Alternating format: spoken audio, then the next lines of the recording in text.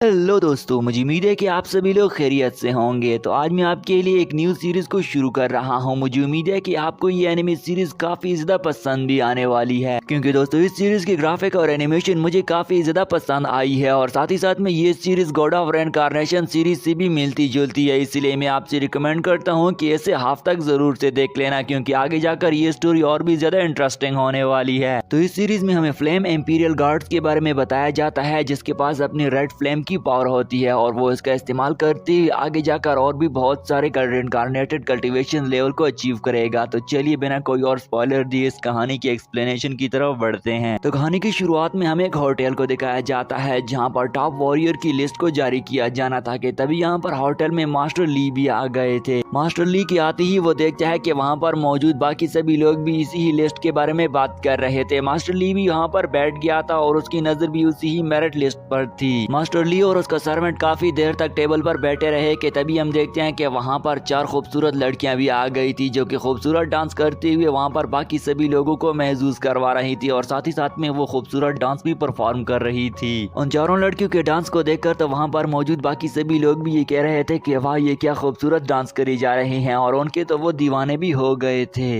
उन लड़कियों के डांस परफॉर्म करती हुए वहाँ पर एक और भी शख्स आ जाता है, जो कि अपने भाइयों समेत आया हुआ था कि तभी वहाँ पर वो सर्वेंट से कहता है कि यहाँ पर आ जाओ, जिस पर सर्वेंट भी उसके पास आ गया था। वो सर्वेंट को ऑर्डर देता है कि इन लड़कियों से कह दे कि वो हमारे पास आकर हमारे साथ ड्रिंक्स पी ले, लेकिन वो सर्वेंट उनसे माजरत करते हुए कहता है कि ये लड़कियां सिर्फ डांस करने के लिए आती है, ना कि ये किसी दूसरे शख्स के साथ ड्रिंक्स पीना चाहती हैं। दरअसल में दोस्तों वो शख्स स्वाट पवेलियन का मास्टर था, जिसका नाम टियान था। ये सुनकर तो टियान काफी ज्यादा गुस्सा हो चुका था और वो अपनी तलवार को नीचे रखकर उससे कहता है कि नहीं, तुम्हें ऐसा करना ही होगा। लेकिन वो सर्वेंट माजरत करती हुई दोबारा से उससे कहता है कि नहीं, ऐसा नहीं हो सकता। ये बात सुनकर तो वो और भी ज्यादा गुस्सा हो चुका था और अपनी तलवार को निकालने ही वाला था कि वो सर्वेंट उसकी तलवार को अंदर डालकर उसे दूर फेंक देता है। ये देखकर तो टियान काफी ज्यादा गुस्सा हो चुका था और वो फिर से अपनी चेयर पर बैठ गया था, जिस पर वो सर्वेंट उसे समझाता है कि तुम्हें ऐसा नहीं करना चाहिए था, बल्कि ये लड़कियां तो यहाँ पर डांस परफॉर्म करने के लिए आती हैं। और साथ ही साथ में वो उसे ये भी बताता है कि यहाँ पर आज हम एक अनाउंसमेंट करने वाले हैं और हम टॉप वॉरियर का लिस्ट भी जारी कर रहे हैं, इसलिए तुम बड़ी सावधानी के साथ बैठे रहो। इसके बाद तो उन चारों लड़कियों में से एक लड़की आगे बढ़ती हुई वहाँ पर मौजूद सभी लोगों से कहती है कि आज हम एक बहुत ही जबरदस्त अनाउंसमेंट करने वाले हैं और ये अनाउंसमेंट है टॉप वॉरियर्स की। ये सुनकर तो वो सभी लोग भी हैरान खड़े होती हुई उनकी बातें को सुन रहे थे। अनाउंसमेंट करती हुई वो लड़की आगे बढ़ती हुई उस लिस्ट को खोल लेती है, लेकिन वो देखती है कि वहाँ पर एक नाम पर तो क्रॉस लगा हुआ था और दरअसल में दोस्तों ये नाम टियान के छोटे भाई का था, जिस पर टियान का छोटा भाई काफी ज्यादा गुस्सा हो चुका था।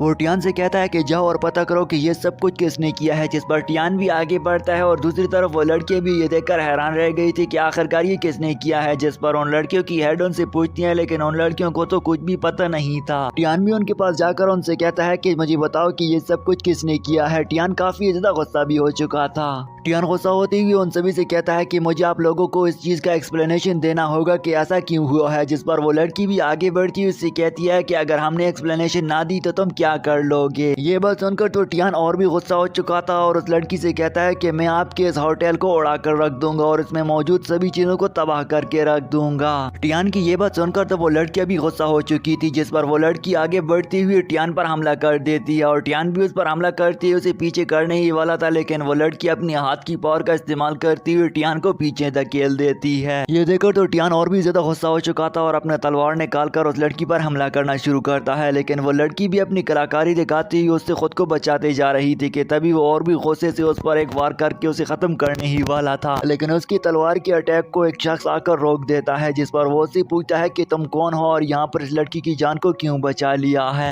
ये सुनकर तो वो शख्स भी एक जोरदार लात मारकर उसे पीछे धकेल देता है और वहाँ पर मौजूद बाकी सभी लोग भी ये देखकर हैरान रह गए थे कि आखिरकार ये कौन आ गया है। टियान उसके मोहर को भी देख लेता है, जिस पर टियान को भी पता चल जाता है कि ये कौन है और यहाँ पर उसका नाम केन था और वो एक रेड फ्लेम गार्ड भी था। केन का नाम भी उस लिस्ट पर लिखा हुआ था। दरअसल में दोस्तों ये सब कुछ केन ही नहीं किया था और उसने एक लाइन लगाकर उसके भाई के नाम पर क्रॉस लगा दे दिया था, जिस पर वो तो उस पर हमला करने ही वाला था, लेकिन तभी वो लड़की बीच में आकर उनसे कहती है कि तुम लोग यहाँ पर लड़ाई नहीं कर सकते हो। लेकिन केन उस लड़की को पीछे करती हुई कहता है कि तुम्हारा मामला नहीं है बल्कि ये हमारा मामला है, इसलिए तुम लेडीज इस मामले से दूर ही रहो, और उसे पीछे कर देती है। दरअसल में दोस्तों उस लड़की का नाम शायू था और बाकी सभी लड़कियां भी उसकी सिस्टर थी। कि तभी दूसरी तरफ हम देखते हैं कि टियान काफी ज्यादा गुस्सा हो चुका था और उससे कहता है कि तुम भी इन लड़कियों से मिले हुए हो। टियान तो दोस्तों केन पर हमला करने ही वाला था, लेकिन यहाँ पर एक और शख्स भी आ जाता है जो कि दरअसल में उसी ही होटल का ऑनर था, और उसके आते ही तो वो टियान को एक धक्का देकर उसे दूर फेंक देता है। इसके बाद तो वो केन पर भी हमला करके उसे जमीन बोस करती हुई नीचे कर देता है, जिस पर केन काफी ज्यादा गुस्सा हो चुका था। केन को मुसीबत में देखकर तो ली मास्टर भी आगे बढ़ती हुई उससे कहता है कि मेरा नाम ली है और मैं एक रेड फ्लेम गार्ड हूँ। ये सुनकर तो शायू भी आगे बढ़ती हुई उनसे कहती है कि हमें इस मामले को रफा दफा करके खत्म कर देना चाहिए, और वो केन से ये भी कहती है कि क्या तुम ठीक हो, जिस पर केन भी उससे कहता है कि मैं एक मर्द हूँ और मर्द पर कभी भी मुसीबत नहीं आती, इसलिए मैं बिल्कुल ही ठीक हूँ। लेकिन दोस्तों पीछे खड़े हुए टियान का गुस्सा अभी भी ठंडा नहीं हुआ था और वो उन पर फिर से हमला करने वाला था, लेकिन वो मास्टरों से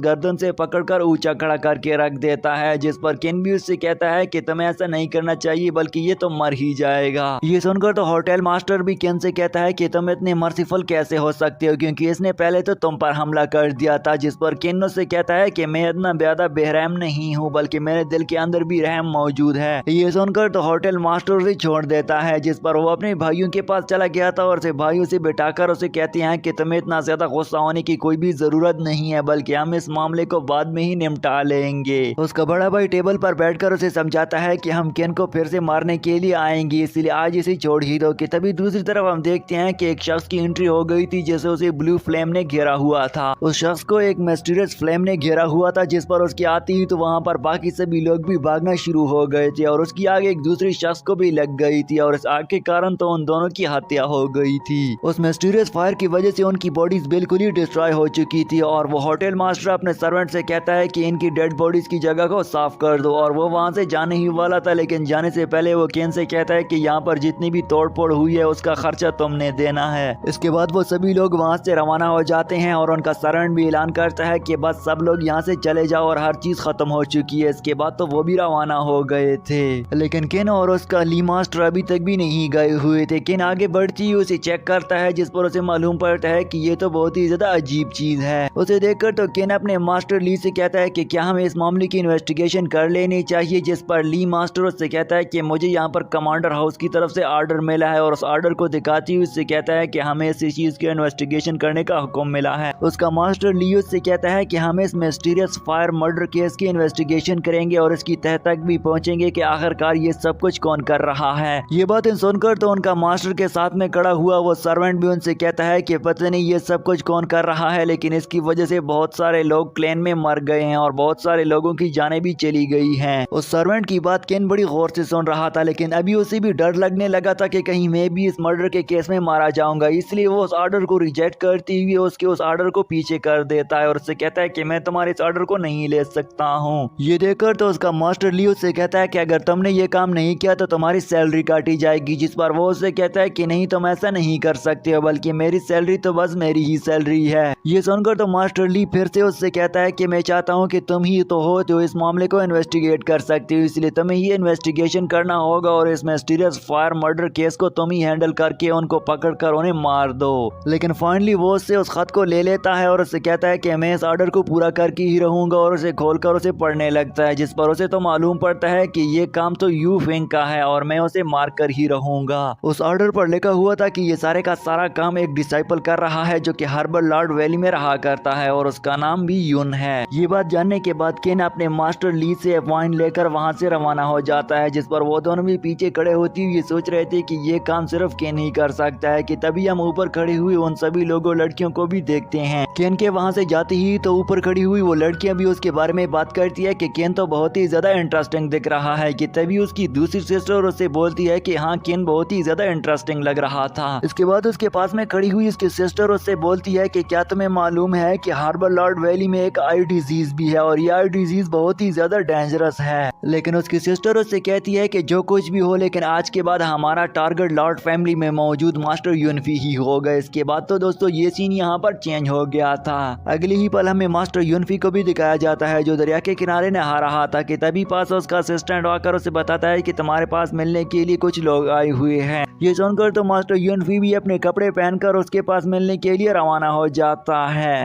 नेक्स्ट सीन में हमें हर्बल लॉर्ड वैली को दिखाया जाता है, जो कि दिखने में काफी ज्यादा खूबसूरत लग रही थी, और साथ ही साथ में हमें युनफी को भी दिखाया जाता है, जिसे आंखों की बीमारी होने के कारण उसकी बीनाई चली गई थी। तभी यहाँ पर हमें एक कपल को भी दिखाया जाता है जो कि स्नो टावर से आए हुए थे और वो सीक्रेट किलिंग का काम भी किया करते थे, लेकिन यहाँ पर वो युनफी से अपना इलाज करने के लिए आए हुए थे क्योंकि उन्हें डिफरेंट टाइप की बीमारी हो गई थी। वो आगे बढ़ती हुई युनफी के साथ मिलना चाहते थे, लेकिन उनका सर्वेंट उनसे कहता है कि तुम उसकी इजाजत के बगैर उसके साथ नहीं मिल सकते हो, इसलिए वो उससे इजाजत भी मांगना शुरू करते हैं। लेकिन उस कपल के युनफी से इजाजत मांगने से पहले ही युनफी अपने धागे की पावर का इस्तेमाल करती हुई उनकी सभी बीमारी के बारे में भी जान लेता है, और साथ ही साथ में वो उनकी हार्ट बीट के बारे में भी जान चुका था। वो अपने धागे का इस्तेमाल करते हुए इंटरनल तौर पर उन लोगों का इलाज भी कर लेता है, लेकिन उन्हें और भी काफी ज्यादा बीमारी थी जिससे अभी भी उनके मुंह से खून बह रहा था। उस कपल का इलाज करने के बाद वो युनफी से साथ मिलना भी चाहते थे, जिस पर उन सर्वेंट से कहते हैं कि क्या हम युनफी से भी मिल सकते हैं, लेकिन उनका सर्वेंट उसे आगे नहीं जाने दे रहा था, जिस पर उनका सर्वेंट युनफी से पूछता है कि क्या आपसे ये मिल सकते हैं। युनफी भी अपनी गुफा में बैठी हुई उन्हें इजाजत दे देता है कि हाँ ये मेरे साथ मिल सकते हैं, जिस पर सर्वेंट भी उनका रास्ता छोड़ देता है और वो आगे बढ़ने लगते हैं। वो कपल आगे जाती हुए एक दूसरे को भी देखते हैं क्योंकि उन दोनों का मकसद उसे मारना था और वो उसकी नाबीना होने का फायदा उठाते हुए उसे मारना ही चाहते थे और उसके पास भी पहुंचा गए थे, जिस पर युनफी उनसे कहता है कि तुम लोगों का इलाज करना तो मेरा फर्ज बनता था। युनफी के पास पहुंचने के बाद तो वो दोनों उसका मजाक भी उड़ाना शुरू कर देते हैं और उससे कह रहे थे कि तुम इतनी ही यंग एज में नाबीना हो चुके थे। साथ ही साथ में हम युनफी को भी देखते हैं जो उनकी ये बातें सुनकर कुछ गमगीन सा हो गया था, लेकिन दोस्तों युनफी कुछ कर भी नहीं पा रहा था क्योंकि वो नाबीना हो चुका था और साथ ही साथ में वो भी उसका मजाक उड़ाए जा रहे थे और वो उससे कह रहे थे कि तुम इतनी यंग एज में भी नाबीना हो चुके थे और अब तो तुम्हारा क्या हाल होने वाला है। युनफी के पीठ के पीछे बातें करते करते थे उन दोनों का इरादा भी चेंज हो चुका था और अचानक से वो युनफी पर हमला कर देते हैं, लेकिन युनफी अपनी कानों की पावर का इस्तेमाल करते हुए उन्हें दूर फेंक देता है, जिसे देखकर तो वो भी हैरान रह गए थे कि आखिरकार युनफी ने ये कैसे कर दिया है। युनफी उनसे कहता है कि तुमने मुझसे मिलने के लिए इसलिए इजाजत मांगी हुई थी कि तुम लोग मुझे मार सको, लेकिन तुम्हारा मारना मुझे बस ख्वाब ही रह जाएगा क्योंकि तुम लोग मुझे नहीं मार सकते हो। इसके बाद तो वो दोनों भी गुस्सा हो चुके थे और फिर से आगे बढ़ती उसकी तरफ भागने लग जाते हैं, लेकिन तभी यहाँ पर केन भी आ गया था, जिसे सुनकर तो शायू भी कानों कानों सोच रहा था कि आखिर ये कौन हो सकता है जो मेरी जान बचाने के लिए आ गया है। केन उस कपल के सामने खड़ा होती हुई उनसे कहता है कि मैं तुम दोनों को जानता हूँ, तुम स्नो टावर के सीक्रेट किलर हो और तुम्हारी रैंकिंग भी 7 लेवल की है। केन उनसे ये भी कहता है कि मैं तुम लोगों को इतना भी जानता हूँ कि तुम कई सालों से सीक्रेट किलिंग किए जा रहे हो, जिस पर वो तो अब डर ही गए थे और ये देखते ही देखते वो केन पर हमला भी कर देते हैं। केन भी अपनी ताकत का इस्तेमाल करती हुई उनके साथ भरपूर तरीके से लड़े जा रहा था और उसके कई सारे हमलों को डोश भी किए जा रहा था, लेकिन वो भी अपने साथ साथ अपनी पावर का इस्तेमाल करते हुए केन पर हमले किए जा रहे थे। केन भी अपनी महारत का और तलवार का इस्तेमाल करते हुए खुद को प्रोटेक्ट भी किए जा रहा था और साथ ही साथ में उन पर वार भी किए जा रहा था। वो कपल मिलकर केन पर हमले किए जा रहा था, लेकिन केन अकेली ही अपनी तलवार का इस्तेमाल करते हुए उन्हें बड़े आसानी से रोक पा रहा था कि तभी हम देखते हैं कि वो लड़की अपनी स्पेयर रिंग का इस्तेमाल करती हुई केन पर हमला कर रही थी। साथ ही साथ में वो दूसरा साथी भी अपनी स्टिक का इस्तेमाल करती हुई केन पर लगातार हमले कर रहा था।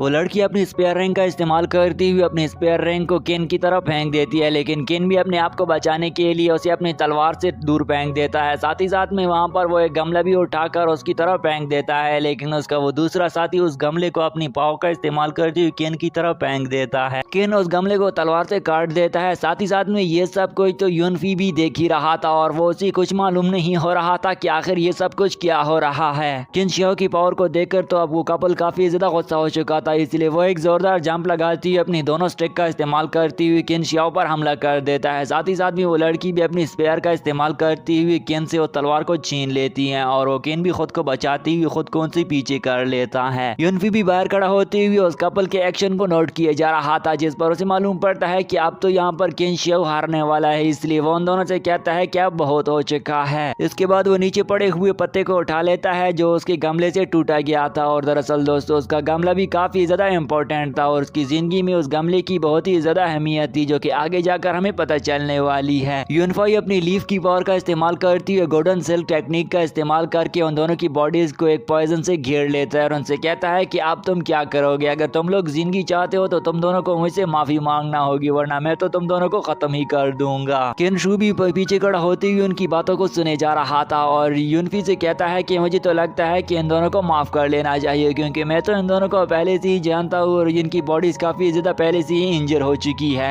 ये बात सुनकर तो यूनफी भी उन्हें माफ कर देता है और अपनी पॉइजन को पावर को खत्म कर देता है, जिस पर तो वो दोनों वहां से भाग गए थे। साथ ही साथ में हम दूसरी तरफ देखते हैं कि वो फिर से एक दूसरे के साथ बैठ जाते हैं। केनशू और यूनफी एक दूसरे के साथ बैठ जाते हैं, जहाँ पर यूनफी उससे पूछता है कि आखिरकार तुम कौन हो और तुमने मेरी हेल्प क्यों की है। केनशू उसे बताता है कि मैं एक रेड फ्लेम गार्ड हूँ और मैं आपकी हर्बल वैली में एक बहुत ही ज्यादा इंपॉर्टेंट मिशन पर आ गया हूँ और मेरा मिशन ये है कि मुझे मिस्टीरियस फायर किलर को ढूंढना है और तुम्हें मुझे इसमें हेल्प करना होगी। लेकिन यूनफी खफा होकर उसे कहता है कि पहले तो तुम्हें मुझे ब्लू फेरी लोटस गमले का हिसाब देना होगा जिसे तुमने तोड़ कर रख दिया है, क्योंकि मैंने इसे 3 साल में बड़ा किया था और इसे बड़ा करने में मुझे काफी ज्यादा मेहनत भी करनी पड़ी थी, इसलिए तुम्हें मुझे हिसाब देना होगा और उसके बाद ही मैं तुम्हारे मिशन में हेल्प करूंगा। ये सुनकर तो केनशू भी उठ खड़ा होती हुई उसी फ्लावर को ले लेता है और उससे कहता है कि मैं इस बारे में तुमसे माफी मांगता हूँ, क्योंकि मैं नहीं जानता था कि ये तुम्हारे लिए इतना ज्यादा इम्पोर्टेंट होगा। इसके बाद दोस्तों यूनफी का सर्वेंट आकर उसके पास चाय लेकर आ जाता है, जिस पर यूनफी अपने उसी ही फ्लावर के पत्ते को उसके अंदर डबोकर उसे पीने लगता है। लेकिन यहाँ पर किंगशू भी अपने प्यार दिखाती हुई उसके साथ मजाक में उस कप को छीनने वाला था, लेकिन वो तो उस कप को नहीं छीन पाता। अगरचे दोस्तों यूनफी ब्लाइंड था, लेकिन उसकी ईयर सेंस इतनी ज्यादा तेज थी कि किंगशू भी उसका कुछ ही नहीं बिगाड़ पा रहा था और हत्ता कि वो उसे कप भी नहीं छीन पा रहा था। लेकिन फाइनली दोस्तों किंगशू उससे वाइन का कप छीन लेता है और दूसरी तरफ बैठकर बड़े मजे के साथ वाइन को पीना शुरू कर देता है। साथ ही साथ में हम दूसरी तरफ देखते हैं कि यूनफी पर तो उसका कुछ भी असर नहीं होता और अपने लिए वो दूसरी वाइन का कप तैयार कर रहा था। यूनफी पीछे से उसके कप की तारीफ का करते हुए कहता है कि तुमने तो बड़ा शानदार वाइन बनाया हुआ था, जिस पर यूनफी भी उससे कहता है कि मैं जानता हूँ कि तुम एक शराबी हो, इसलिए तुम तो शराब की तारीफ ही किया करोगे और तो तुम्हारा कुछ काम नहीं होगा। उन दोनों के दरमियान में ये सब कुछ बातें चल ही रही थी कि तभी यहाँ पर किंगशू का एक सर्वेंट आकर उन्हें बताता है कि किसी दूसरे इलाके में उसी मिस्टीरियस फायर की वजह से कुछ लोगों की हत्या हो गई है, जिसे जानकर तो किंगशू काफी ज्यादा हैरान रह गया था। किंगशू ये जानकर उस तरफ इन्वेस्टिगेशन करने के लिए जाने ही वाला था, लेकिन जाने से पहले वो अपना वाइन निकाल कर उस कप को फिर से भर देता है ताकि यूनफी नाराज ना हो सके और यूनफी से दोबारा से माफी भी मांग लेता है और वहाँ से रवाना होने लगता है। किंगशू के जाने के बाद पीछे से यूनफी अपने सर्वेंट से पूछता है कि क्या तुम किंगशू के बारे में जानते हो, जिस पर वो सर्वेंटों से बताता है कि किंगशू एक बहुत ही बड़े आजाद माइंड का मालिक है और वो ये चाहता है कि वो खुद की जिंदगी को आसानी से जी सके। साथ ही साथ में वो सर्वेंटों से ये भी बताता है कि वो एक रेड फ्लेम गार्ड भी है और इसी के साथ ही वो अपने पावर पर भी विश्वास रखता है। ये बात जानकर तो यूनफी भी उससे कहता है कि मुझे भी इसी तरह ही की शख्स की तलाश थी। हमें उन दोनों सिस्टर्स को दिखाया जाता है जिन्हें पहले हमने होटल में देखा हुआ था और वो यहाँ पर यूनफी को मारने के लिए भी पहुंचा गई थी और एक दूसरे से मशवरा कर रही थी। उन दोनों सिस्टर में से बड़ी सिस्टर का नाम मिस शायू होता है, जिस पर उसकी छोटी बहन उससे कहती है कि आपको किस तरह से मालूम था कि इसके पास अपनी नेचुरल पावर के साथ साथ उसके पास पॉइजन की पावर भी मौजूद है। ये जानकर उसकी बड़ी बहन उसे बताती है कि मुझे ये पहले से ही मालूम था, क्योंकि हर्बल लॉर्ड वैली में जो लोग रहा करते हैं उनके पास ये सभी पावर्स मौजूद होती हैं। अगली सीन में हमें पवेलियन मास्टर को भी दिखाया जाता है, जो कि एक बड़ी सी बिल्डिंग पर खड़ा होते हुए कुछ सोच रहा था और साथ ही साथ में वो एक स्टैच्यू को भी देख रहा था।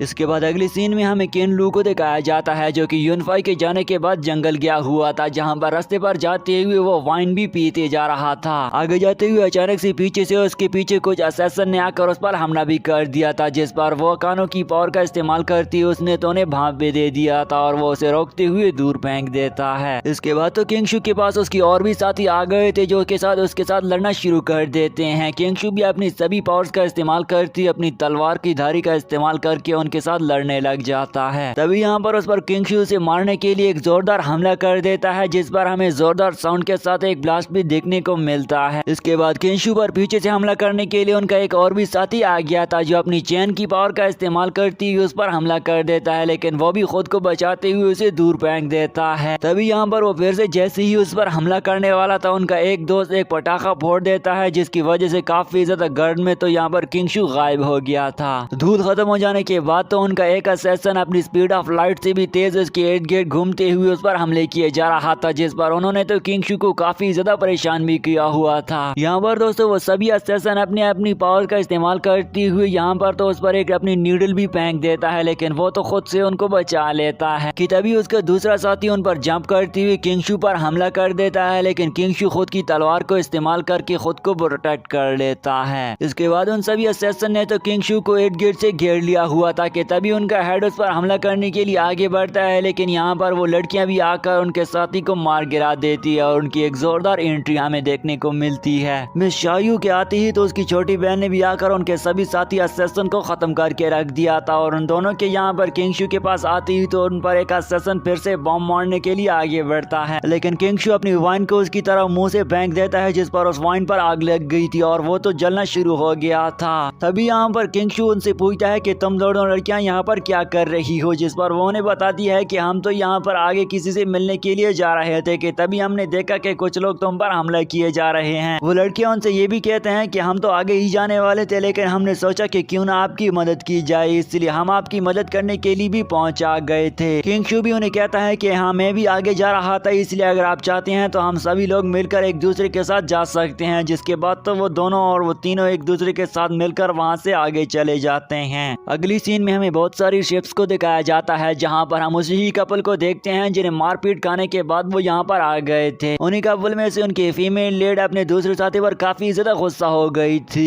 उन दोनों के पास यहाँ पर उस कपल की हेड भी मौजूद थी, जिसे उन्होंने आदेश दिया था कि तुम उसे मारने के लिए चले जाओ। कि तभी यहाँ पर फीमेल लीड उठ खड़ा होती है, उससे कहता है कि वो हमसे ज्यादा पावरफुल थी, इसलिए हम उन्हें नहीं मार पाए, लेकिन अगली बार हम उन्हें जरूर मार गिराएंगे। अगली सीन में हमें फिर से किंग शू और शायू को दिखाया जाता है, जो कि अभी भी जंगल में जा रहे थे और साथ ही साथ में उन्होंने अपनी छोटी सिस्टर को घोड़े पर बैठाया हुआ था और वो दोनों नीचे पैदल जा रहे थे। किंग शू के आगे जाते हुए वो शायू से कहता है कि अबे मुझे वाइन की बहुत ही ज्यादा याद आ रही है, जिस पर वो अपना वाइन निकालते हुए किंग शू को भी दे देती है, जिस पर वो तो उसे पीने लग गया था। तभी यहाँ पर वो बहुत बड़ी सी स्टेयर लाइन के पास भी पहुंचा गई थी और वो उतरते हुए उन स्टेयर पर भी चढ़ना शुरू कर देते हैं, क्योंकि यहाँ पर उनका मंजिल भी अब करीब आ चुका था। दरअसल दोस्तों वो सभी लोग इस जगह पर इसलिए आ रहे थे क्योंकि यहीं पर ही तो हादसा हो गया था और उस फ्लेम की वजह से जिन लोगों की हत्या हो गई थी वो उनका इन्वेस्टिगेशन करने के लिए किंग शू यहाँ पर आना चाहता था और वो यहीं पर पहुंच भी आ गया था। आगे जाने पर तो उनका सामना यंग मास्टर यूनफी से भी हो गया था, जिस पर वो यूनफी को अपने साथ लिए हुए वहाँ से उसी तरफ जाने लगते हैं जहाँ पर हादसा हो गया था और वो उस जगह पर भी पहुंचा गए थे। वहाँ पहुँचने पर किंग शू इन्वेस्टिगेशन करना शुरू कर देता है, लेकिन यहाँ पर मिस शायू उसका ध्यान भटकाते हुए उसके साथ प्यारी प्यारी बातें किए जा रही थी कि तभी उसके साथ उसकी छोटी सिस्टर पीछे से उस पर हमले करने की भी तैयारी किए जा रही थी। आगे जाते हुए तो उसकी छोटी सिस्टर भी अपना खंजर निकाल लेती है और देखते ही देखते तो यहाँ पर वो किंग शू पर हमला भी कर देते हैं, लेकिन किंग शू ने खुद को पहले से ही अलर्ट कर दिया था क्योंकि उसे पहले से ही कुछ खतरा भांप गया था। ऐसा करते हुए तो उनके दरमियान में लड़ाई शुरू हो जाती है, जिस पर किंग शू उसे दूर फेंक देता है। साथ ही साथ में वो यहाँ पर उसके दूसरे साथी पर भी हमला कर देती है, लेकिन किंग शू आगे बढ़ती है, उसी भी उससे बचा लेता है और हंसते हुए उससे कहता है कि क्या तुम मुझे किस तरह से मार सकते हो।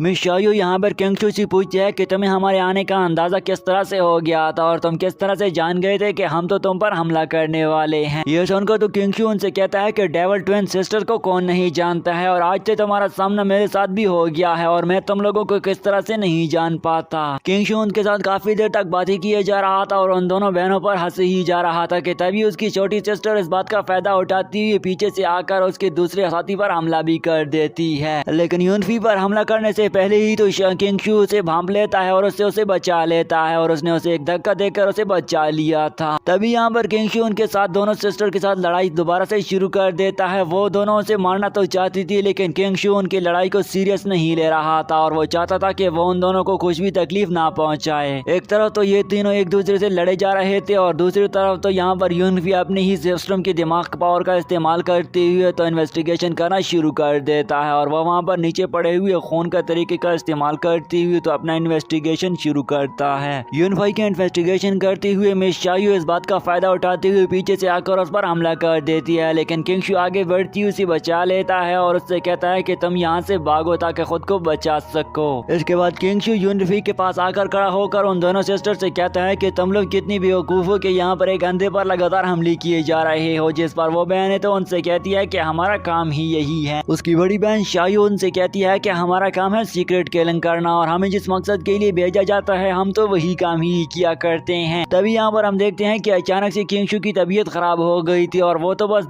नीचे गिरने के करीब भी आ चुका था और वो काफी ज्यादा खराब हो गया था कि तभी यहाँ पर उसकी वो सिस्टर उनसे कहती है कि ये सब कुछ तो मैंने ही किया है। वो उसे बताती है कि क्या आपको मेरा दिया हुआ वो वाइन याद है जिस पर हमें फ्लैशबैक सीन में उसी वाइन को दिखाया जाता है जिसे किंग शू ने तो पी लिया था। वो उसे मकारी से कहती है कि उसमें तो मैंने यही सब कुछ गिराया हुआ था ताकि तुम पर इस तरह से हो जाए और हमें इसे आसानी से मार सके। उसकी बड़ी बहन इस बात का फायदा उठाती हुई कि किंग शू तो अब कमजोर हो चुका है उस पर हमला कर देता है, लेकिन किंग शू तो अभी कमजोर नहीं हो गया था और उसकी उस तलवार को रोककर उसकी गंदर पर अपनी तलवार रख देता है। ये देखकर तो मिस शायू हैरान खड़ी रह गई थी कि मेरी वाइन पर तो इसका कुछ ही असर नहीं हुआ है। जिस पर किंग शू से बताता है कि मैंने इस दुनिया के चप्पे चप्पे की वाइन को पी रखा है और मैंने तो उसे सूंघकर ही पता लगा लिया था कि इसके अंदर कुछ मिक्स किया गया है, इसलिए मैंने तो उस वक्त उसे पिया ही नहीं था। इसके बाद में शायू खुद को बचाते हुए उसी पीछे धकेल दी जाती है, लेकिन किंग शू उसका एक फ्लावर काट लेता है और वो खुद को बचाते हुए वहाँ से भाग जाती हैं। उन दोनों के जाने के बाद यूनफाई किंग शू से पूछता है कि तुमने उन दोनों को जाने क्यों दिया है। जिस पर तो किंग शू उनसे बोल पड़ता है कि कभी कभी दुश्मन भी दोस्त बन जाते हैं, क्योंकि दोस्तों यहाँ पर किंग शू को उस लड़की पर प्यार आ गया था और वो चाहता था कि आगे उन दुश्मनों को अपना दोस्त बनाकर उसके साथ शादी कर लेना चाहता था। इसी के साथ ही दोस्तों ये सीन यहाँ पर चेंज हो गया था।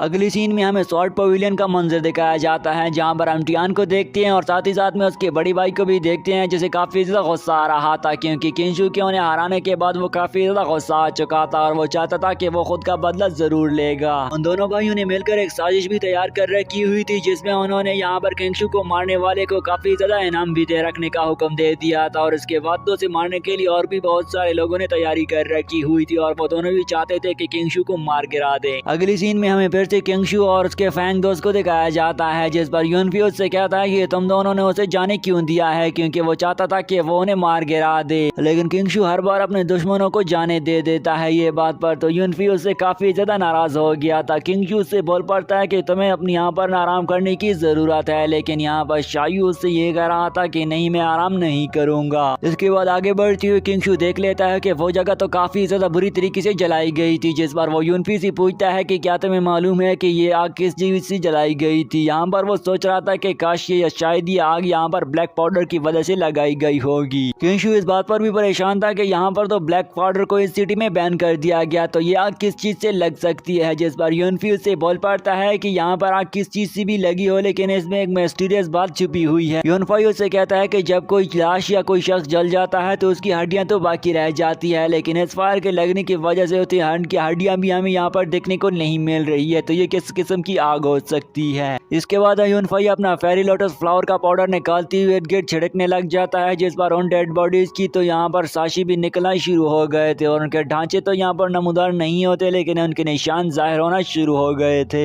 इसके बाद वहाँ पर उन दोनों के इन्वेस्टिगेशन करते करते तो इस बात तक पहुँच चुके थे ये सब कुछ तो एक बर्निंग बॉन फायर की वजह से ही हो गया है और वो एक किस्म का पॉइजन है जिसकी वजह से इंसानों की हड्डियां भी खत्म हो जाती है। तभी यहाँ पर अचानक से किंग शू की नजर एक लिखाई पर पड़ जाती है और उस लिखाई का मतलब था कि यहाँ पर ये दुनिया कुछ ही दिनों में बस डिस्ट्रॉय होने वाली है, जिसे देखकर तो वो दोनों काफी ज्यादा हैरान रह गए थे। वहाँ से इन्वेस्टिगेशन करने के बाद वो दोनों अपने घोड़ों पर सवार होती हुई जंगल में अपने मास्टर ली को ये सब कुछ इन्वेस्टिगेशन बताने के लिए जाना शुरू कर देते हैं। जंगल में रास्ते पर जाते हुए वो दोनों यूनफी और शायू इसी ही बात पर बात किए जा रहे थे कि आखिरकार ये सीक्रेट किलिंग कौन कर रहा है और इतनी अजीब तरीके से किस तरह से इंसानों को खत्म कर देता है। आगे जाते हुए अगली सीन में हमें उन दोनों को जनरल ली के पास भी पहुंचता हुआ दिखाया जाता है, लेकिन तभी यहाँ पर किंग शू अपने ही शरीफों की पुल बांधना शुरू कर देता है और अपने दूसरे साथी के सामने खुद की तारीफें करने लगता है। लेकिन वहाँ पर पहुंचती तो उन पर एक साथी ने एक डिसाइपल ने आकर हमला कर दिया था, जिस पर वो उसकी तलवार का इस्तेमाल करती उसकी तलवार को रोक लेता है और उन दोनों के दरमियान एक जबरदस्ती लड़ाई भी शुरू हो जाती है। काफी देर तक लड़ने के बाद तो किंग शू और वो शख्स मिस्टीरियस शख्स एक दूसरे को गले लग जाते हैं, जो कि दरअसल में इसका कजन हुआ था। उसका नाम जॉन था और जिसे उनके मास्टर ली ली ने यहाँ पर बुलाया हुआ था ताकि उन दोनों के दरमियान में मुलाकात हो सके।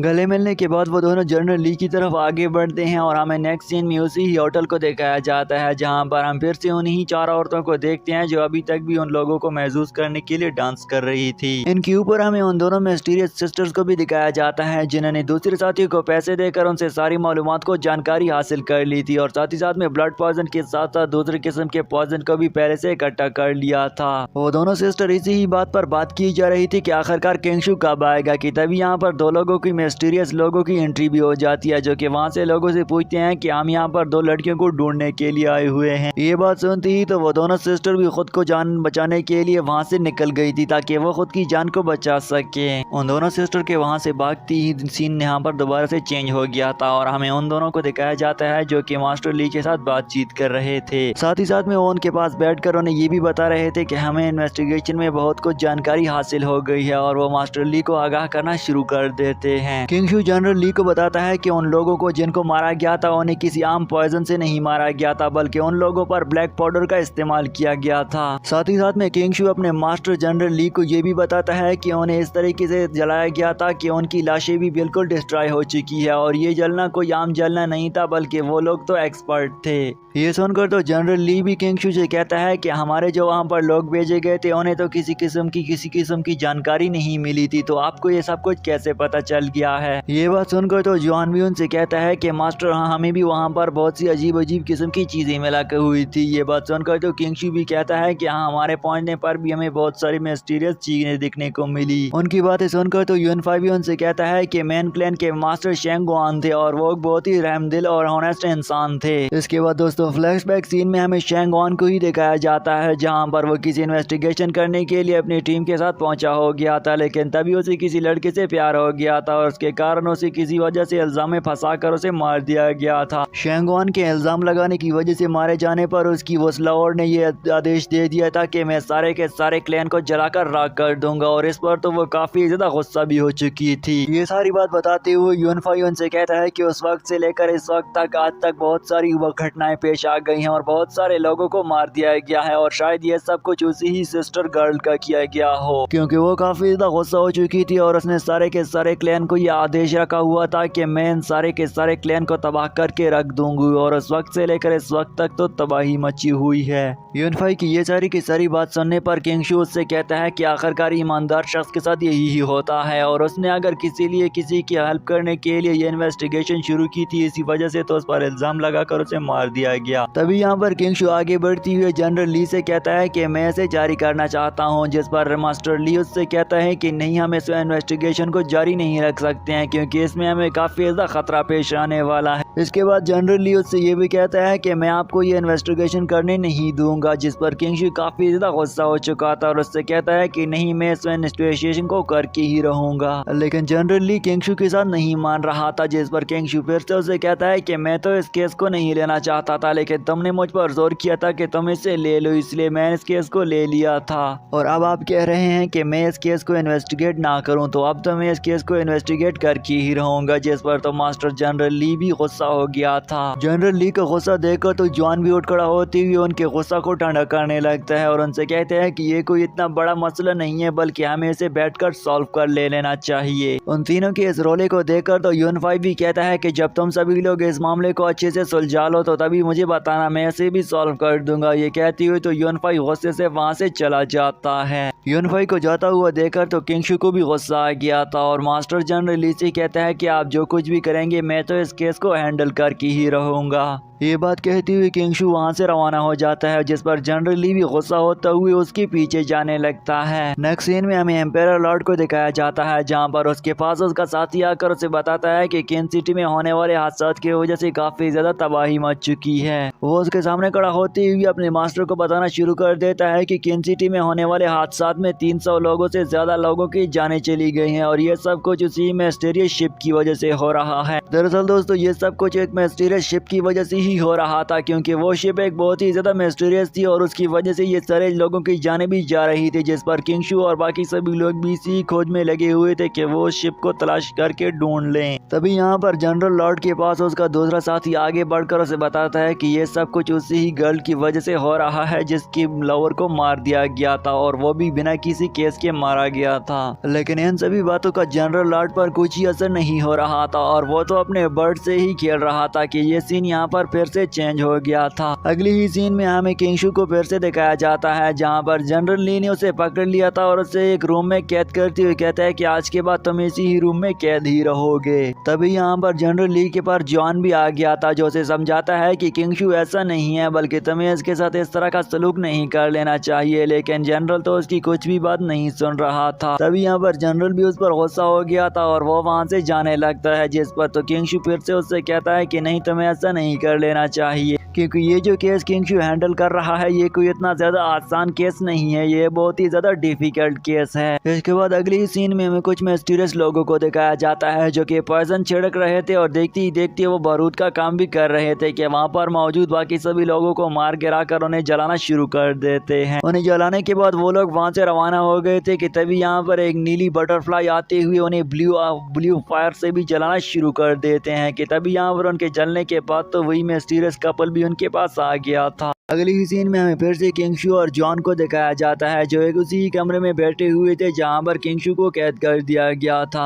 जॉन किंगशु को समझाते हुए बताता है कि जनरली तुमसे काफी ज्यादा प्यार किया करते हैं, इसलिए वो नहीं चाहते हैं कि तुम इस केस को हैंडल करो और इसमें मारे जाओ, इसलिए वो चाहते हैं कि तुम इस केस से दूर ही रहो। साथ ही साथ में जॉन उसे ये भी बताता है कि एम्पीरियर लॉर्ड ने यह आदेश जारी कर दिया गया है कि इस केस को एक सरमनी से पहले ही खत्म कर दिया जाए और अगर इस केस को सरमनी से पहले नहीं खत्म किया गया तो इसे बंद भी किया जा सकता है। किंगशु ये बात सुनकर उसकी बातों को ध्यान नहीं दे रहा था, बल्कि किंगशु उससे कहता है कि क्या तुम्हें इस शिप के बारे में तो कुछ नहीं इल्म होगा, लेकिन क्या तुम्हें ब्लैक पाउडर के बारे में कुछ पता चला है जो तुम उसकी इन्वेस्टिगेशन करने के लिए गए हुए थे। लेकिन जॉन उसे बताता है कि नहीं, मुझे ब्लैक पाउडर की स्मगलिंग के बारे में कुछ भी पता नहीं चला है, इसलिए मैं काफी ज्यादा शर्मिंदा होकर वापस आ गया हूँ। ये कहते हुए जॉन वहाँ से जाने ही वाला था कि तभी पीछे से हम किंगशु को देखते हैं, जिसकी पेट में अचानक से काफी ज्यादा शदीद दर्द शुरू हो गया था, जिसकी वजह से वो नीचे गिर गया था और अगली ही पल में हमें फिर से यहाँ पर यूनफाई को दिखाया जाता है। यहाँ पर दरअसल दोस्तों यूनफी एक वाइन सिटी में आया हुआ था, जहाँ पर वो वाइन पीने के लिए बैठ गया था और साथ ही साथ में वहाँ के जनरल से ये बात पूछ रहा था कि क्या आप यहाँ पर मिस्टीरियस शिप के बारे में कोई भी इल्म हासिल है। ये बात सुनती ही वाइन मास्टर से बोलता है कि अभी तक तो केन सिटी में सिर्फ और सिर्फ यही बात ही फैली हुई है कि उस मिस्टीरियस शिप में बहुत सारा खजाना छुपा हुआ है और लोग इसी ही बात को आगे बढ़ा रहे हैं। यहाँ पर वो वाइन मास्टर उसके पास बैठे हुए से ये भी बताता है कि बहुत सारे लोगों ने उस मिस्टीरियस शिप को हासिल करने के लिए प्लानिंग भी करना शुरू कर दी है और साथ ही साथ में वो यूनफाई को शराब भी भरकर दे देता है ताकि यूनफाई अपना अच्छे से अच्छा शराब भी पी सके। यूनफाई जैसे ही उस शराब को पीने के लिए उस प्याले को उठाता है कि तभी यहाँ पर किंगशु भी आ गया था और उससे शराब छीनकर खुद पीने लग गया था। ये देखकर यूनफाई किंगशु से काफी ज्यादा नाराज भी हो गया था, जिस पर किंगशु उससे कहता है कि क्या कर रहे हो। यूनफाई ये बात सुनकर उससे कहता है कि तुम्हें तो जनरल ली ने कैद किया हुआ था और तुम्हें तो जनरल ली ने कैद किया हुआ था, तो तुमने खुद को किस तरह से आजाद कर लिया है। जिस पर किंगशु तो उससे बोल पड़ता है कि तुम मेरे किस तरह से दोस्त हो, तुम्हें तो मेरी हेल्प करनी चाहिए और हेल्प करने की बजाय तो तुम मुझे इसी तरह से छोड़कर आ गए थे। ये सुनकर यूनफाई उससे कहता है कि मैं तो तुम्हें अच्छी तरीके से जानता भी नहीं हूँ, तो तुम फिर किस तरह से मेरे दोस्त बन गए हो। यूनफाई की ये बात सुनकर किंगशु तो अब उससे नाराज हो गया था और उससे कहता है कि भले ही तुम मुझे दोस्त ना मानो, लेकिन मैं तो तुम्हारा दोस्त हूँ। इसके बाद किंगशु से बताता है कि मैं किस तरह से उस रूम से आजाद होकर आ गया हूँ और हमें फ्लैशबैक सीन में दिखाया जाता है कि वो किस तरह से आजाद हो गया था। हमें दिखाया जाता है कि उसे तो कोई कैद नहीं किया गया था, बल्कि वो तो सिर्फ नाटक किया जा रहा था और देखते ही देखते तो उसने जॉन को कैद कर लिया था और खुद वहाँ से बाहर आ गया था। ये सारी की सारी बात बताने के बाद यूनफाई से कहता है कि अब तो तुम्हें मुझे बताना ही होगा कि आपको मेरा ये वाला प्लान कैसा लगा। जिस पर यूनफाई तो उसे कुछ अच्छा खासा नहीं कहता, जिस पर वो तो उसकी बात को बिना सुन ही वहाँ से रवाना हो जाता है। शायू भी उसे रोकने ही वाला था, लेकिन तभी यहाँ पर शॉप का ऑनर आकर उसे रोक लेता है। किंगशु उसके पीछे जाने ही कोशिश कर रहा था, लेकिन यूनफाई ने तो उसके पॉइजन में कुछ मिलाया हुआ था, जिसकी वजह से तो वो वहाँ पर बेहोश होकर नीचे गिर पड़ गया था। इस मौके का फायदा उठाते हुए तो शॉप का ऑनर भी अपना सारे का सारा खाता क्लियर कर देता है और उसके जेब से अपने सारे के सारे कर्ज के पैसे को निकाल लेता है और खुशी खुशी से उससे आगे बढ़ने लगता है। लेकिन हम किंगशु को देखते हैं जो अभी भी पड़ा हुआ था।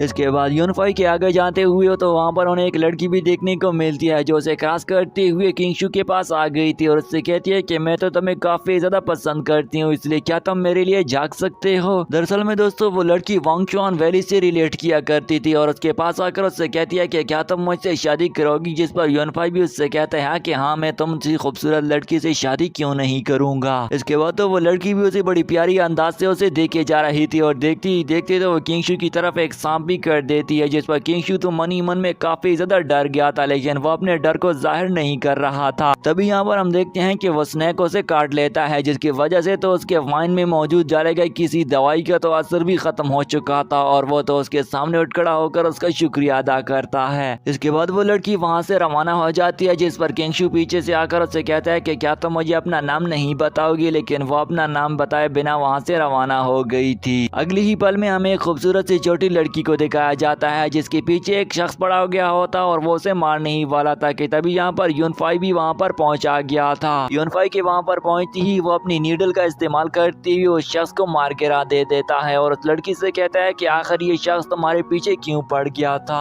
जिस पर वो लड़की उसे बताती है कि मेरे पीछे बहुत सारे लोग पड़े हुए हैं और मैं तो अपने भाई के लिए एक मेडिसिन लेकर जा रही थी, लेकिन ये लोग मुझे जाने नहीं दे रहे हैं और मेरा भाई काफी ज्यादा तकलीफ में भी है। उस छोटी लड़की की ये दर्द भरी कहानी सुनकर तो यूनफाई भी समझता है कि मुझे उसका इलाज कर लेना चाहिए, जिस पर वो भी उस लड़के के पीछे रवाना हो जाता है। इसके बाद अगली ही सीन में हमें ट्विन डेविल सिस्टर्स को दिखाया जाता है जहां पर उनके पास वही ब्रदर बैठा हुआ था जिसका इलाज किया जाना था कि तभी यहाँ पर टियाना और उसके बाकी साथी भी मौजूद थे। तभी यहाँ पर हमें दिखाया जाता है कि यूनफाई भी उसी ही लड़की का पीछा करते हुए उनके पास आ गया था और वो उसके भाई का इलाज करना भी शुरू कर देता है कि तभी हम देखते हैं कि डेविल ट्विन सिस्टर उन पर हमला भी कर देते हैं। इस तरफ डेविल ट्विन सिस्टर को देख रोकने के लिए तो यहाँ पर टियान के भाई और उसने भी उन पर हमला करना शुरू कर दिया था और दोस्तों टियान की पावर ज्यादा होने की वजह से वो तो उन दोनों सिस्टर्स पर भारी पड़ना शुरू हो गए थे। यूनफाई इस तरफ उन दोनों बहन भाइयों का इलाज किया जा रहा था और उनसे कहता है कि तुम्हें कोई भी डरने की जरूरत नहीं है, बल्कि मैं तुम लोगों की हेल्प करने के लिए यहाँ पर पहुंचा गया हूँ। दूसरी तरफ हम उन दोनों डेविल ट्विन सिस्टर को भी दिखाया जाता है जो कि उन दोनों टियाना और उसके दूसरे भाई के साथ लड़े जा रही थी कि तभी उसका भाई उसकी छोटी सिस्टर को दूर फेंक दे देता है। दूसरी तरफ हम टियान को भी देखते हैं जो यहाँ पर यूनफाई को देखते ही देखते उस पर आकर हमला कर देते हैं, लेकिन यहाँ पर दोबारा से किंगशु की एंट्री देखने को मिलती है जिसके आते ही तो वो से बचा लेता है। इस मरतबा तो दोस्तों किंगशु काफी ज्यादा गुस्से में दिख रहा था और टियान से कहता है कि तुम दोनों भाइयों की हिम्मत भी कैसी हुई कि तुम लोगों ने मेरे दोस्त पर हमला करने की जुर्रत भी कर ली है। इस तरफ हमें उन दोनों सिस्टर को भी दिखाया जाता है जो कि यहाँ पर किंगशु के पीछे खड़े हुए थे और देखते ही देखते किंगशु उनके साथ लड़ने भी लग गया था, लेकिन वो किंगशु पर हमला करके उससे दूर फेंक दे देते हैं। यहाँ पर किंगशु के नीचे पड़े होते हुए तो वो उन डेविल ट्विन सिस्टर्स को भी देख लेता है, जिस पर वो तो उनसे कहता है कि वाह मेरी क्या किस्मत है कि तुम दोनों से फिर से मेरी मुलाकात हो गई है। इसके बाद दोस्तों हमें दिखाया जाता है कि किंगशु उनका गुस्सा दिलाते हुए कह रहा था कि तुम लोगों को इतनी ज्यादा बेकार तरीके की स्वॉर्ड टेक्निक्स किसने सिखाई हुई है। ये सुनकर तो वो भाई सभी गुस्सा हो चुके थे। तभी यहाँ पर किंगशु के आगे बढ़ती हुई तो उनका एक और भाई भी आ गया था और देखते ही देखते उसने भी किंगशु पर हमला कर दिया था, लेकिन किंगशु भी हार मानने वाला नहीं था और उन तीनों भाइयों से लड़ना शुरू कर देता है। उनके तीसरे ब्रदर का नाम शाह था और देखते ही देखते वो यूनफाई पर भी हमला कर देता है, लेकिन पीछे से यहाँ पर उसका दोस्त काफी ज्यादा परेशान हो रहा था क्योंकि वो जानता था कि इस मर्तबा की लड़ाई बहुत ही ज्यादा भयानक होने वाली है। ये सारे का सारा मामला देखकर यूनफाई उन दोनों छोटी बच्चे से कहता है कि तुम लोग साइड पर छुप जाओ और हम इनसे खुद ही देख लेते हैं कि तभी हम देखते हैं कि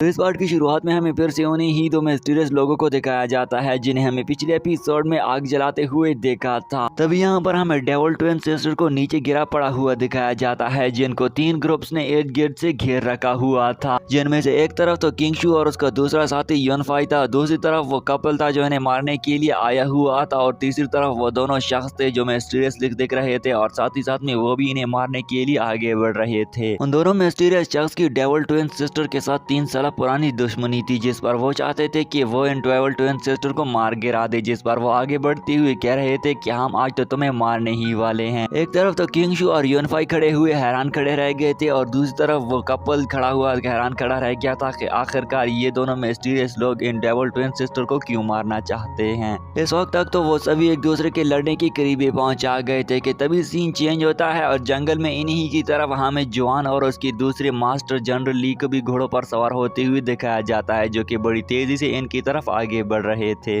वो दोनों जंगल में एक दूसरे के आमने सामने जाते हुए बड़ी तेजी के साथ सफर कर रहे थे कि अचानक से उन पर कोई एरो से हमला कर देता है, जिस पर वो खुद को बचा लेते हैं और उनका ग्रुप भी उनके सामने आ खड़ा हो गया था। उन सभी ग्रुप्स ने मास्क पहन रखे थे जिसकी वजह से उन्हें पहचानना मुश्किल हो गया था, लेकिन जनरल ली देर नहीं करता और तलवार निकाल कर हमला कर देता है। हमला करते ही तो सीन फिर से चेंज हो गया था और हमें एक ओल्ड मास्टर को दिखाया जाता है जिसके पास उसका दूसरा साथी बैठकर वो ओल्ड मास्टर उसे कुछ कह रहा था। वो एक लीग के बारे में बात कर रहे थे जहाँ पर उस इलाके के मौजूद सभी स्कूल ने कंपटीशन में हिस्सा लेना था और वो इस बात पर मशवरा कर रहे थे कि आखिरकार हमारा स्कूल भी इसमें हिस्सा ले पाएगा कि नहीं। ये बातचीत करते हुए सीन चेंज हो गया था और हमें फिर से किंगशू को उनके साथ लड़ाई करता हुआ दिखाया जाता है, जहाँ पर वो टियाना और उसके छोटे भाई के साथ लड़ाई कर शुरू कर देता है। किंगशू और बाकी दोनों भाई तो एक दूसरे के साथ लड़े जा रहे थे, लेकिन यहाँ पर उनका तीसरा भाई मौके का फायदा उठाते हुए यूनफाई पर हमला करने ही वाला था, लेकिन किंगशू पहुंचकर उसे पीछे धकेल देता है। इस तरफ तो हमें इन चारों को लड़ाई करता हुआ दिखाया जाता है, दूसरी तरफ हम उस डेविल ट्विन सिस्टर कपल को देखते हैं जिसकी तरफ वही कपल उसकी तरफ आगे बढ़े जा रहा था। तभी उसकी बड़ी बहन धूल उठाते हुए उसमें सीरियस शख्स पर फेंक देती है, लेकिन वो और भी ज्यादा गुस्सा हो चुके थे कि इस तरफ हमें फिर से किंगशू और उसके छोटे भाई की लड़ाई दिखाई देती है। किंगशू भी उस मिस्टीरियस शख्स पर हमला करके पीछे धकेल देता है और डेविल ट्विन सिस्टर के पास आकर उनसे कहता है कि क्या तुम ठीक तो हो। तभी उन दोनों ग्रुप्स ने इन चारों को इर्द गिर्द से घेर लिया हुआ था कि सीन शिफ्ट हो जाता है और हमें फिर से उसे ही मास्टर को दिखाया जाता है जिसके पास उनका दूसरा मास्टर वांग भी आ गया था, जो कि उनका सीनियर प्राइम मिनिस्टर भी था। सीनियर जनरल मास्टर के आते ही तो वो उनसे कहता है कि मैंने आपकी मास्टर की बात सुन ली है और उसका जो इरादा है कि हाँ वो एक मार्शल आर्टिस्ट बनाए गए और उसका ये इरादा मुझे काफी ज्यादा अच्छा लगा, इसलिए मैं चाहता हूँ कि आप भी इसी लीग में हिस्सा लें। इसके बाद वो तीनों एक दूसरे के साथ बैठ जाते हैं और काफी देर तक इसी ही लीग के बारे में डिस्कस किए जा रहे थे कि हम किस तरह से इसे विन करेंगे और हमें कौन कौन सी प्रिपरेशन को करना होगी। इसके बाद सीन फिर से चेंज हो गया था। तभी यहाँ पर हमें एक बहुत बड़ी सी शिप को दिखाया जाता है जहाँ पर देखते ही देखते तो टियान का छोटा भाई फिर से किंगशू पर हमला कर देता है, जिस पर किंगशू भी उसके साथ लड़ती हुई उसी नीचे जमीन पर जोर से गिरा देता है और उस पर लगातार हमले करता है, लेकिन वो फिर से खुद को बचा लेता है, जिस पर किंगशू इस वक्त घायल होने के साथ साथ काफी गुस्सा हो चुका था और यूनफाई से कहता है कि क्या तुम्हारा पॉइजन अभी भी वर्क करता है, जिस पर यूनफाई उसे हाँ में कहता है कि हाँ अभी भी मेरा पॉइजन काम कर सकता है। इसके बाद वो एक दूसरे के साथ मशवरा करने लग जाते हैं कि आखिरकार हम इस पॉइजन का किस तरह से अच्छे से इस्तेमाल कर सकते हैं कि वो दोनों ग्रुप भी उन्हें इर्द गिर्द से दूर खड़े हुए घूर रहे थे। टियान का भाई फिर से आगे बढ़ता है और किंगशू पर हमला कर देता है, लेकिन वो किंगशू पर हमला करने की बजाय वहाँ पर यूनफाई पर हमला करने ही वाला था, लेकिन यूनफाई नीडल से उस पर हमला कर देता है, जिस पर वो गुस्सा भी हो चुका था और थोड़ा सा जख्मी भी हो गया था। इस तरफ हम किंगशू को देखते हैं जो फिर से लड़ने के लिए रेडी हो गए थे और देखती ही देखती वो तीनों भाई मिलकर किंगशू पर हमला कर देते हैं। पीछे खड़े हुए वो दोनों मिस्टीरियस लोग भी मन ही मन में सोचे जा रहे थे कि हमारे लिए बदला लेने का अब ये सही मौका है ताकि हम उन डेविल ट्विन सिस्टर को मार सके, जिस पर फिर से लड़ाई शुरू हो गई थी। अगले ही पल हम देखते हैं कि उन तीनों भाइयों ने किंगशू पर जोरदार हमला कर दिया था, लेकिन किंगशू ने अपने तलवार से उनको ढांपे हुए था। हमला करने की वजह से बाकी सभी लोग तो गिर गए थे कि तभी वो फिर से किंगशू को नीचे गिराते हुए जोर लगाते हैं, जिस पर डेविल ट्विन सिस्टर तो उसकी बचाने के लिए बढ़ ही रही थी, लेकिन उसकी दूसरी बहन उसे रोक लेती है। यहाँ पर हम फिर से किंगशू को देखते हैं जिसके मुंह से खून भी बहने लग गया था कि तभी यूनफाई को कुछ अजीब सी साउंड सुनाई देती है और देखते ही देखते तो यून किंगशू की एक एक्टिव पावर एक्टिव होना शुरू हो गई थी। किंगशू की बॉडी अब एक अलग ही लेवल तक पहुंच चुकी थी और उसकी बॉडी के ऊपर मैंडला पैटर्न बनना शुरू हो गया था, जिसे इस्तेमाल करके वो उन तीनों भाइयों को दूर फेंक देता है, लेकिन किंगशू के दूर फेंकते हुए वो काफी ज्यादा घायल भी हो चुका था, जिस पर वो फिर से नीचे गिर जाता है। दूसरी तरफ हम टियान के भाई को देखते हैं जो फिर से उठ खड़ा हो गया था, जिस पर वो जैसे ही इर्द गिर्द देखने लग गए थे और वो मिस्टीरियस लोग भी इर्द गिर्द देखने लग गए थे, लेकिन वो देखते हैं कि वहाँ पर इर्द गिर्द तो कोई भी नहीं था और उन्होंने अपनी बोट निकालते हुए वहाँ से निकल पड़ गए थे, जिस पर वो पीछे भागने लग जाते हैं। जिस पर भागते हुए वो दोनों मिस्टीरियस लोग जंप करते हुए कश्ती की तरफ आगे आने ही वाले थे, लेकिन यूनिफाई नीडल से उन पर हमला करके उन्हें पानी में गिरा देता है और वहाँ से निकल जाते हैं। समुद्र के किनारे टियान के वो दोनों भाई भाई खड़े हुए काफी ज्यादा गुस्सा हो चुके थे और कह रहे थे कि आखिरकार हम हमें किस तरह से मारे गए कि उनके पीछे एक न्यू लड़की भी खड़ी हो गई थी और दूसरी तरफ हम उसी ही 2 लोगों को देखते हैं जो पानी से निकल आ गए थे, जिनके आते ही तो वो देखते हैं कि सारे का सारा गांव तो जलकर राख होने लग गया था क्योंकि यूनफाई ने अपनी पॉइजन की वजह से उनके जाते ही तो उनके सारे के सारे गांव को आग से जलाकर रख दे दिया था। तो नेक्स्ट एपिसोड में दोस्तों काफी ज्यादा गहरी रात भी हो चुकी थी और वो अभी तक भी इसी ही शिप में सफर किए जा रहे थे कि तभी यहाँ पर वो छोटी बच्चियां हमें दिखाई जाती हैं जो कि काफी ज्यादा डर लग रही थी। इस तरफ हमें किंगशू और उसकी बड़ी बहन को भी दिखाया जाता है जो एक दूसरे के साथ इसी बात पर बात किए जा रहे थे कि आखिरकार उन सभी लोगों से हमने खुद को आसानी से छुड़वा लिया है और अपने स्किल का इस्तेमाल करते हुए खुद को उनसे छुड़ाकर भाग आए हैं। डेविल ट्विन सिस्टर किंगशू से बात कर रही थी कि अगर तुमने उस चाकू को रोक ना लिया होता तो आज तो हम दोनों सिस्टर मारे गए होते, लेकिन यहाँ पर किंगशू भी उसे कहता है कि ये तो मेरी जिम्मेदारी थी कि तुम दोनों बहनों की जान बचाना।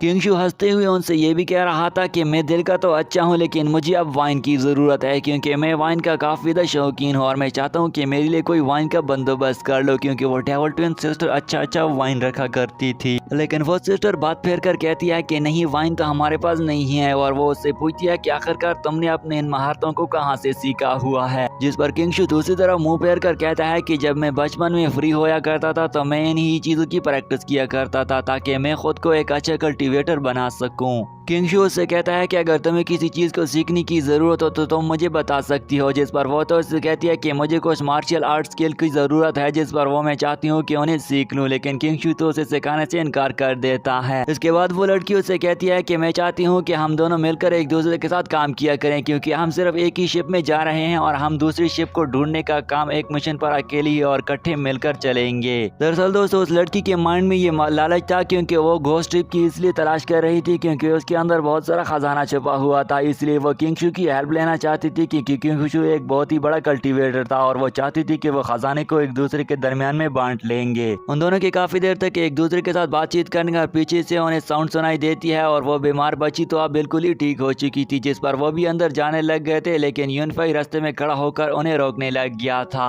किंगशू भी यूनफाई के सामने खड़ा हो गया था और उससे कहता है कि क्या तुम्हें मालूम भी है कि अब हम सिर्फ और सिर्फ एक ही शिप में जा रहे हैं और हम दोनों की और हम का मरना और जीना भी एक दूसरे के साथ हो गया है, इसलिए तुम हमें क्यों आगे बढ़ने नहीं दे रहे हो। जिस पर तो यूनफाई उनसे कहता है कि हमारे रास्ते अभी भी अलग अलग हैं, जिस पर वो सिस्टर आगे खड़ा होते हुए कहती है कि हमारा मकसद तो उस फायर शिप को ढूंढना है जिसमें खजाना छुपा हुआ है, इसलिए हमें इन छोटी बच्ची को देख लेने दो, लेकिन वो फिर भी उन्हें इजाजत नहीं दे रहा था। वो सिस्टर यूनफाई के सामने खड़ा होते हुए ये भी कह रही थी कि आखिरकार हमारा मकसद अब बिल्कुल ही सेम हो चुका है और हमारा मकसद है कि हमें उस घूस शिप को ढूंढ निकालना है, इसलिए क्यों ना हम सभी लोग मिलकर एक ही मकसद पर काम करना शुरू कर दें। यूनफाई भी उनसे कहता है कि मुझे तो ये लग रहा है कि आपको उस घूस शिप के बारे में काफी ज्यादा जानकारी हासिल होगी, इसलिए कुछ तो हमें भी बताओ, जिस पर उसकी छोटी सिस्टर उसे खींचकर कहती है कि नहीं, हमें नहीं बता देना चाहिए। तभी यहाँ पर वो एक दूसरे के साथ बातचीत कर रहे थे कि वो छोटा बच्चा भी पीछे से उनसे कहता है कि अगर आपको इन सभी लोगों पर यकीन नहीं है लेकिन मुझे इन डेविल ट्विन सिस्टर पर पूरा भरोसा है, जिस पर वो डेविल ट्विन आगे बढ़ती है उसके करीब बैठकर उसे कहती है कि नहीं, तुम्हें बोलने की जरूरत नहीं है, बल्कि तुम्हें तो अभी आराम करने की जरूरत है। लेकिन वो फिर भी यही कहे जा रहा था यूनफाई से कि नहीं, ये डेविल ट्विन सिस्टर दिल की बड़ी ही अच्छी हैं और वो आपकी इस मिशन को आगे बढ़ाने में आपकी पूरी हेल्प करेंगी और आपको धोखा नहीं देंगी। वो सिस्टर उस छोटे बच्चे के करीब बैठकर कहती है कि मैंने सुना है कि तुमने उस घूस शिप को अपनी आंखों से देखा हुआ है, लेकिन वो उन्हें बताना नहीं चाहता था, जिस पर यूनफाई और दूसरा किंगशू खड़ा होकर ये सुने जा रहे थे कि आखिर कब बताएगा, लेकिन वो तो उससे कहते हैं कि नहीं, अगर नहीं बताना चाहते हो तो कोई बात नहीं है, लेकिन वो उसको बताना शुरू कर देता है, जिस पर वो छोटा बच्चा बताता है कि उस रात हम किसी जगह पर फूड लेने के लिए गए हुए थे, लेकिन अचानक से हम पर एक दो लोगों ने हमला कर दिया था जिनके पास बहुत बड़े बड़े स्वॉर्ड भी थे, जिस पर यूनफाई को अब मालूम हो चुका था और वो नीचे बैठकर उनसे कहता है कि तुम लोग यकीन हो गए थे और तुम लोग जिस गांव में रहते हो वहां पर तुम्हारा कोई भी नहीं है, जिस पर वो छोटी बच्ची रोने लग गई थी, जिस पर वो छोटी बच्ची बताती है कि हमने एक व्हाइट शक्ल के एक इंसान को देखा हुआ था जो कि घूट की तरह दिख रहा था और वो डरते डरते उन्हें हर चीज उसके बारे में बताना शुरू करती है। उन दोनों में से उसके बड़े भाई का नाम शावयार था जो रोते रोते हुए उन्हें सारी कहानी सुनाना शुरू कर देता है कि तभी हम वहीं पर ही मौजूद थे कि हमारे तरफ एक बहुत बड़ी सी शिप आ गई थी जो कि डरावनी दिख रही थी। इसके बाद यूनफाई भी उनसे कहता है कि मुझे तो यही लग रहा है कि इन्होंने सच में घूट फायर शिप को देख लिया हुआ है, इसलिए हमें इन दोनों की हेल्प लेना चाहिए और कहीं अगर आगे हमें वही शिप नजर आ गई तो ये हमारी हेल्प करवा सकती हैं। इसके बाद किंगशू खड़ा होकर उन दोनों से कहता है कि चलो ठीक है, अभी भी तो हम समुद्र में मौजूद हैं और अगर कभी भी हमारे सामने वो शिप आ गई तो तुम हमें बताना, जिस पर वो हमेशा हिलाती है। यूनफाई भी वहाँ से निकल पड़ता है। इस वक्त दोस्तों रात काफी ज्यादा गहरी हो चुकी थी और वो सभी समुद्र में अभी भी कश्ती जा रही थी कि अगले ही सीन में हमें एक जनरल गवर्नर को दिखाया जाता है जिसके पास उसका साथी आकर उसके सामने घुटनों के बल गिर गया था। दरअसल दोस्तों उसके साथी ने कोई गलती कर रखी हुई थी जो कि इसी ही मिस्टीरियस घूस शिप के रिलेटेड थी, जिस पर वो तो उसे सजा देने ही वाला था और वो जनरल उस पर काफी ज्यादा गुस्सा भी हो चुका था। तभी यहाँ पर हम उस गवर्नर जनरल के पास एक गुलाम लड़की को भी देखते हैं जो उसके पाँव को दबा रही थी कि तभी वो शख्स भी उसके नीचे गिड़गिड़ाते हुए काफी देर तक माफी मांगे जा रहा था, जिस पर वो गवर्नर जनरल इतना ज्यादा गुस्सा हो चुका था कि उस गुलाम लड़की को चाट लगाकर दूर फेंक देता है। तभी यहाँ पर गुस्से में वो गवर्नर जनरल ऑर्डर दे देता है कि इस लड़की को मार गिरा दो, जिस पर दो आदमी आते हुए उसे घसीट कर लेकर चले जाते हैं कि तभी सीन चेंज हो जाता है और हमें फिर से जनरल लियो और उसके दूसरे साथी जॉन को दिखाया जाता है जो उन मिस्टीरियस लोगों के साथ लड़े जा रहे थे। जनरल लियो और जॉन ने उनके साथ लड़ते हुए उन्हें खत्म करके रख दे दिया हुआ ताकि तभी वो फिर से वहाँ से निकलने का इरादा भी कर लेते हैं। उन्हें मारने के बाद वो नीचे बैठती हुई उस शख्स के मास्क को भी उतार लेते हैं, जिस पर उन्हें भी किसी पर शक होने लग गया था कि आखिरकार ये काम कौन कर सकता है, जिस पर उसे जॉन बताता है कि किंगशू पर किसी ने आकर हमला करवा दे दिया था और वो अब समुद्र में आगे निकल गए हैं। जॉन अपने मास्टर जनरल ली को ये भी बताता है कि उस सारे के सारे विलेज को जलाकर राख कर दिया गया है और ये सारे का सारा काम उसके साथ मौजूद यूनफाई ने किया है और वो वहाँ से अब निकल चुके हैं। इसके बाद वो उठकर होती हुई जॉन जनरल ली को ये भी बताता है कि हमें एक और भी केस मिला है जिसमें एक अजीब तरह से लोगों को मारा गया था और उन पर यहाँ पर ग्रीन फ्लेम फायर से उन्हें जलाकर राख कर दिया गया था, जो कि पॉइजन से भी ज्यादा डेंजरस तरीके से मारा गया है। जॉन जनरल ली को यहाँ पर ये भी बताता है कि उनकी मौत ब्लैक पाउडर से नहीं की गई है बल्कि कुछ अजीब तरह के पॉइजन इस्तेमाल करके फायर से की गई है, जिस पर तो जनरल ली काफी हैरान और परेशान खड़ा रह गया था। नेक्स्ट सीन में हमें फिर से किंगशू और यूनफाई को दिखाया जाता है जो अभी भी उसी ही शिफ्ट में मौजूद थे और वो आगे जा रहे थे कि तभी किंगशू से कहता है कि क्या तुम वाइन पियोगे, लेकिन यूनफाई उसे इनकार कर देता है। इसके बाद किंगशू आगे जाते हुए यूनफाई को एक न्यू ऑफिस के बारे में भी बताता है जिसका नाम जानवी ऑफिस था और वो उसे बताता है कि इस ऑफिस का मकसद ये है कि किसी भी किस्म की मिस्टीरियस मर्डरिंग केस हो या किसी भी किस्म का केस हो उसका इन्वेस्टिगेशन करने के लिए अपने लोगों को इन्वेस्टिगेट करने के लिए भेजता है। किंगशू उन्हें ये भी बताता है कि लेकिन यहाँ पर हमारे पास एक ऐसा किस्म का स्कूल भी है जहाँ पर किंग तो स्मगलर होने के साथ साथ एक बहुत ही बड़ा डीलर भी है और उसने बहुत सारे लाखों करोड़ों लोगों को भी खत्म करवा के रख दिया हुआ है। ये बात बताते बताते किंगशू काफी ज्यादा गुस्सा होने के साथ साथ इमोशनल भी हो चुका था, जिस पर यूनफाई भी इमोशनल होने के साथ उसे वाइन लेकर पीने लग जाता है। तभी यहाँ पर वह उस वाइन को नीचे पानी में भी गिराने लग गया था और किंगशू से कहता है कि क्या तुम्हें सच में मालूम भी है कि इस भाई ने जो हमें छोटी बड़ी बातें बताई है ये इसकी सच्ची भी हो सकती है या ये हमें कोई रॉन्ग गाइडेंस दे रहा है। जिस पर किंगशू से बताता है कि मुझे तो इतना यकीन है कि इसने जो अपने आंखों देखा हाल देखा हुआ है वो इसने सच बताया होगा और वो उस मर्डर घूस शिप के बारे में इसने जो कुछ बातें भी बताई होगी मुझे तो उन पर पूरा विश्वास है। इस वक्त तक वो दोनों एक दूसरे के साथ बात कर ही जा रहे थे कि डेविल टेन सिस्टर भी अंदर से आते हुए कहने लग गई थी कि हमें उस घूस शिप के बारे में कुछ सुराग लगा लेने चाहिए, तभी जाकर हम कुछ दो ग्रुपों में बंट जाते हैं ताकि हम उसके बारे में कुछ सुराग लगाकर उसके बारे में कुछ जानकारी हासिल कर पाएंगे। तभी यहाँ पर वो डेविल ट्वेन सिस्टर भी एक कोने में खड़ा होती हुई एक दूसरे के साथ मशवरा करती है कि क्या हमें किंगशू पर बिलीव कर ले लेना चाहिए या नहीं, जिस पर बड़ी सिस्टर उससे कहती है कि हाँ हम किंगशू पर यकीन करेंगे और इसके बाद और हमारे पास कोई चारा भी नहीं है। कि तभी हमें यहाँ पर अंदर की तरफ उन दोनों छोटे मासूम बच्चों को भी दिखाया जाता है जो रोते जा रहे थे क्योंकि वो उन्हें अपने माँ बाप की याद आ रही थी और उनके माँ बाप तब मर चुके थे और अब उनका आखिरी सहारा तो किंगशू ही बाकी रह गया था। छोटी बहन अपने बड़ी भाई से कहती है कि मुझे बहुत ही ज्यादा प्यास लगी है, जिस पर वो खड़ा होते हुए उसके लिए पानी का भी बंदोबस्त करता है, लेकिन पानी तो बहुत ही ज्यादा कम था, जिस पर वो छोटी सिस्टर तो रोने खड़ी रह गई थी। कि तभी यहाँ पर उसकी दूसरी बड़ी बहन को भी याद आ गया था और उसकी अपनी माजी की यादें याद आने लग गई थी जहाँ पर लोग उसे घसीट पीटा और मारा पीटा करते थे और उसे वो माजी की यादें काफी ज्यादा दुख का बाइस बन गई थी। डेविल ट्वेन सिस्टर भी इसी तरह ही की अजीब गरीब जिंदगी गुजारा करती थी और उनके पास खाने के लिए भी कुछ नहीं हुआ करता था, जिस पर उनकी दोनों बहनें एक दूसरे के साथ खाना खाने के लिए लड़ाई किया करती थी, जिस पर वो बड़ी सिस्टर फिर से अपनी छोटी सिस्टर के गले लग गई थी। कि तभी यहाँ पर वो यूनफाई अचानक से कुछ सुनाई देती हुई उस पर एक तीर का हमला हो गया था, जिस पर देखने पर वो एक दूसरे एक मिस्टीरियस शिप को भी देख लेते हैं जिसके अंदर टियान और उसके दोनों भाई मौजूद थे।